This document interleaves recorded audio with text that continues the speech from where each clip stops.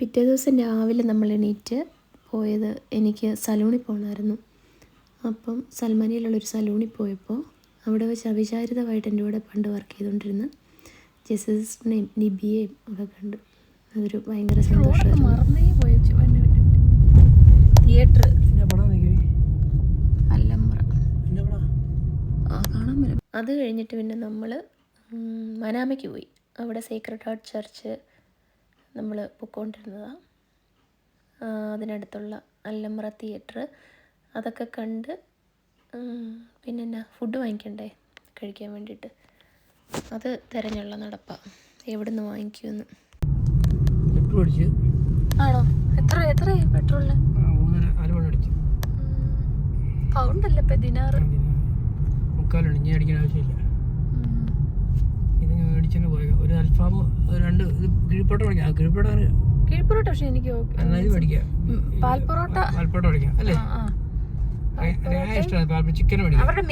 പെട്രോളിൻ്റെ പ്രൈസ് ചോദിക്കാൻ ഭയങ്കര എക്സൈറ്റ്മെൻ്റ് ആയിരുന്നു. കാരണം കുറേ അധികം നാൾ കൂടിയിട്ടാണല്ലോ ഭയങ്കര ചീപ്പായിട്ട് പെട്രോൾ അടിക്കുന്നത്. UK വെച്ച് കമ്പയർ ചെയ്യുമ്പോൾ ബഹ്റൈൻ ഭയങ്കര ചീപ്പാണ് ഫ്യൂൽ എക്സ്പെൻസിൽ. ഇവിടെ ആ കപ്പൽ കണ്ടോ?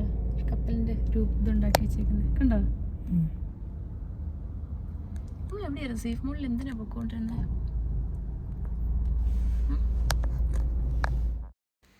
അങ്ങനെ ഭക്ഷണമൊക്കെ കഴിച്ചിട്ട് ഞാൻ വെച്ചും തന്നെ ഷോപ്പിങ്ങിന് ഇറങ്ങിയതാണ്. പിള്ളേർ വന്നില്ല.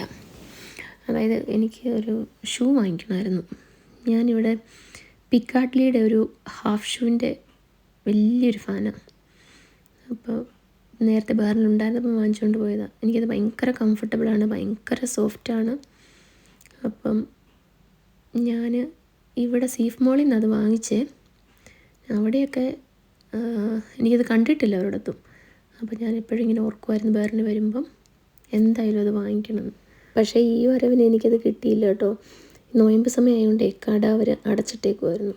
വൈകുന്നേരം നോമ്പ് തുറക്കെ കഴിഞ്ഞിട്ട് തുറക്കത്തുള്ളായിരുന്നു. പിന്നെ ഞങ്ങൾ തിരിച്ചു പോയി. അന്ന് വൈകുന്നേരം വന്ന് വാങ്ങിച്ചെന്ന് തോന്നുന്നു. അത് പിറ്റേ ദിവസം വന്നിട്ട് വെറും കൈയോടെ പോകണ്ടല്ലോ എന്ന് കരുതി അവിടെ നിന്ന് കുറേ ഫോട്ടോസൊക്കെ എടുത്ത് എന്നിട്ട് പിന്നെയും നമ്മൾ ഇന്നലെ പോയ കടയിൽ പോയി ഈവനിങ് സ്നാക്സ് വാങ്ങിക്കാനായിട്ട്. ചീസ് സമോസയൊക്കെ കഴിച്ചിട്ട് നമുക്ക് ഒരു രാത്രി സവാരിക്ക് പോയാലോ? വീട്ടിലെ പാർക്കിലൊക്കെ ഒന്ന് പോകണമെന്നുണ്ടായിരുന്നു എനിക്ക്. 5 വർഷം നല്ല ഗ്യാപ്പ് തന്നെയായിരുന്നു. ഒരുപാട് നല്ല ഓർമ്മകളുള്ളൊരു വഴിയാണ് ഇത് ഹിഡ് എന്ന് പറയുന്ന ഒരു സ്ഥലത്തേക്കുള്ളൊരു ഹൈവേയാണ്. ഇതിൻ്റെ ഇടതുവശത്ത് ഹിഡ് പാർക്കുണ്ട്. ഇത് ചെന്ന് ചേരുന്ന വലത്തോട്ടുള്ള റോട്ടിൽ പോയി കഴിഞ്ഞാൽ അസ്രിയാവും, അച്ചു വർക്ക് ചെയ്ത സ്ഥലം. അപ്പോൾ കുട്ടികളൊക്കെ തീരെ ചെറുതായിരുന്ന സമയത്ത് കാറിൻ്റെ പുറയിൽ കാർ സീറ്റിലൊക്കെ ഇരുത്തി കുഞ്ഞായിരുന്നു രഹനൊക്കെ കുഞ്ഞായിരുന്ന സമയം തൊട്ടേ ഫുഡൊക്കെ ഉണ്ടാക്കി എന്തെങ്കിലും സ്പെഷ്യൽ ഫുഡൊക്കെ ഉണ്ടാക്കുവാണെങ്കിൽ അതൊക്കെ പാക്ക് ചെയ്ത് അസ്രിയിൽ കൊണ്ട് കൊടുക്കുമായിരുന്നു ഞാൻ. അതൊക്കെ അത് ആ ഓർമ്മകളൊക്കെ അയവിറക്കിക്കൊണ്ടുള്ളൊരു യാത്രയായിപ്പോൾ. ഡ്രാഗൺ സിറ്റി നമ്മൾ പോയി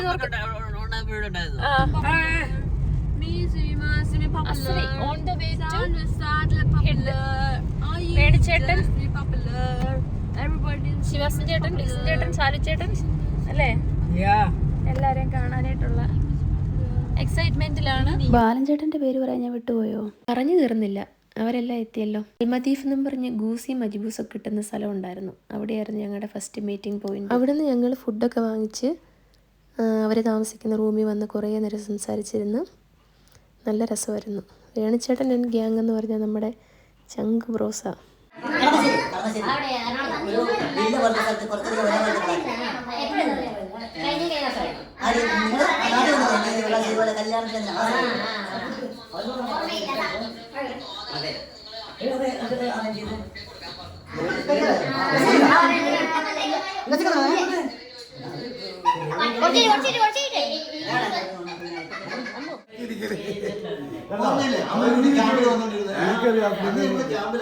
അന്ന് ഓർമ്മയുണ്ടോ ക്യാമ്പിൽ വരുന്ന സമയത്ത്?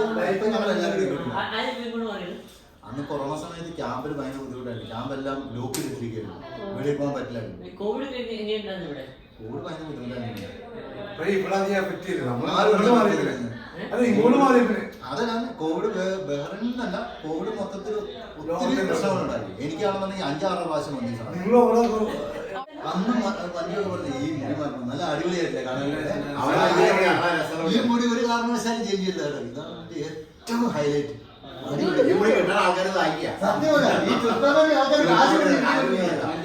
അവിടെ ഇവിടെ ആണെങ്കിൽ ഓരോ വർഷം നോട്ട്ബുക്ക് പോലെ വാങ്ങിച്ചോക്കണ്ടേ, അതിനൊന്നും പൈസ പോകുന്നില്ല. പൈസ മാത്രമല്ല അങ്ങനെ സംഭവം ഇല്ലെന്ന്. ഇവിടെ ഫീസ് കൊടുക്കണ്ട, ഫീസ് ഇല്ല. ഇതും പോലെ എന്തൊക്കെയാ പഠിത്തം, സോഷ്യൽ ആക്ടിവിറ്റീസ്. അതായത് നിങ്ങൾക്ക് ക്ലബിൽ പോവും, ബാറിൽ പോവും, കോഫി ഷോപ്പിൽ പോവും, കണക്കില്ല എല്ലാ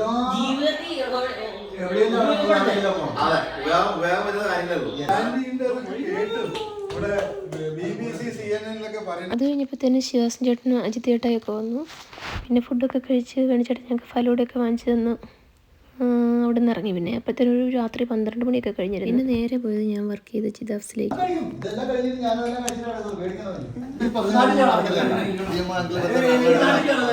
ഏത് സമയത്തും രണ്ടുപേരുടെ നമ്പർ പഠിപ്പിച്ചു.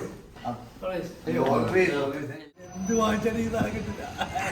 ഈ ലോകത്ത് എവിടെ പോയാലും ഈ സാധനം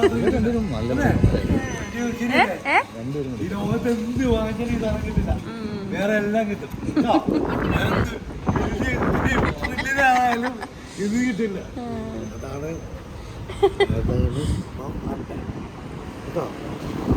ടീച്ചറെ കയ്യിൽ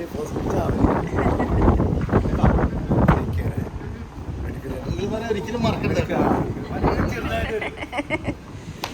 ഞങ്ങളെ ഒരിക്കലും മറക്കരുത്.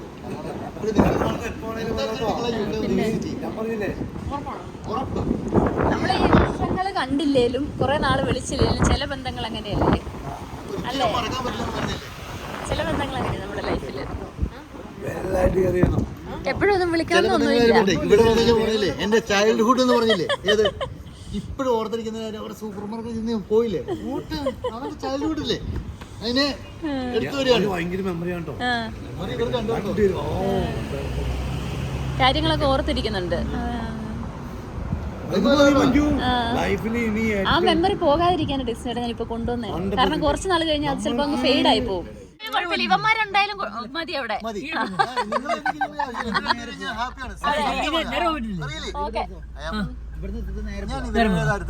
ഞാൻ ആ ഫോട്ടോ കണ്ടപ്പോ തന്നെ ഞാൻ പറഞ്ഞു, ഞാൻ നേരിട്ട് കണ്ടു കഴിഞ്ഞപ്പോ അതിനേക്കാളും ഹാപ്പിയാണ്. പക്ഷേ ഫോട്ടോ കണ്ടപ്പോ എനിക്ക് മനസ്സിലായി ശരിക്കും എനിക്ക്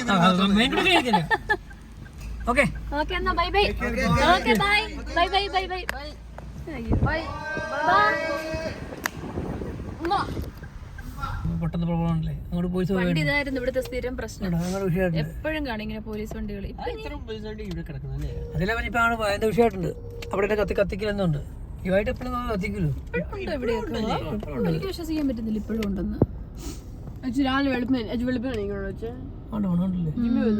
ചിദാഫ്സിൽ ആസ് യൂഷ്വൽ എന്തോ പ്രശ്നമുണ്ടായി. പോലീസ് വണ്ടികളൊക്കെ പാഞ്ഞു പോകുന്ന പോക്ക. ഒരുപാട് വൈകിയായിരുന്നല്ലോ. അവിടെ ചെന്ന് ഹോസ്പിറ്റലിൽ ഡ്യൂട്ടിയിലുണ്ടായിരുന്ന സ്റ്റാഫ്മാരെ കണ്ടിട്ട് പെട്ടെന്ന് ഇറങ്ങി. പിറ്റേ ദിവസം മനാമയിൽ ഷോപ്പിങ്ങിന് ഇറങ്ങിയതാണ്.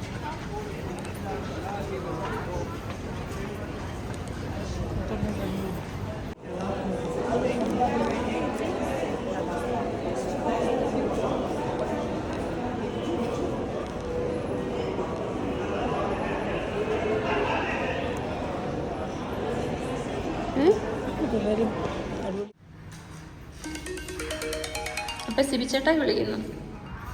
അച്ചു സിബിച്ചേട്ടായി വിളിക്കുന്നു. അത് കഴിഞ്ഞ് അന്ന് അച്ഛൻ്റെ വേറെ ഫ്രണ്ട്സൊക്കെ സിബിച്ചേട്ടായി, ഫിന്നി അവരുടെയൊക്കെ കൂടെ ഒരു ഗ്യാതറിങ് ഉണ്ടായിരുന്നു. പക്ഷേ അതിൻ്റെ ഒന്നും ഫോട്ടോ എടുക്കാൻ പറ്റിയില്ല.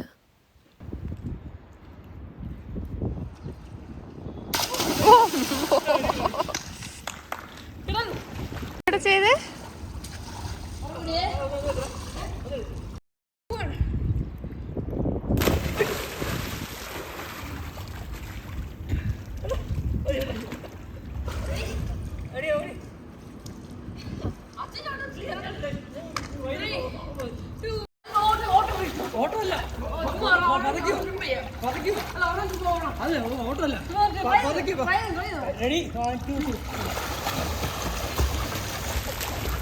പിന്നെ ഞങ്ങൾ പോയത് സ്മിത ചേച്ചിയുടെ ദിനേശേട്ടൻ്റെ മോൻ ശങ്കരുവിൻ്റെ 15ാമത്തെ ബർത്ത്ഡേ സെലിബ്രേഷന്.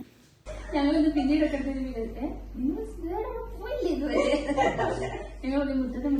അങ്ങനെ 4 ദിവസത്തെ ബഹ്റിൻ ജീവിതമൊക്കെ കഴിഞ്ഞിട്ട് ദിനേശേട്ടൻ ഞങ്ങളെ എയർപോർട്ടിലേക്ക് ഡ്രോപ്പ് ചെയ്യുക. അടിപൊളിയായിരുന്നു 4 ദിവസവും.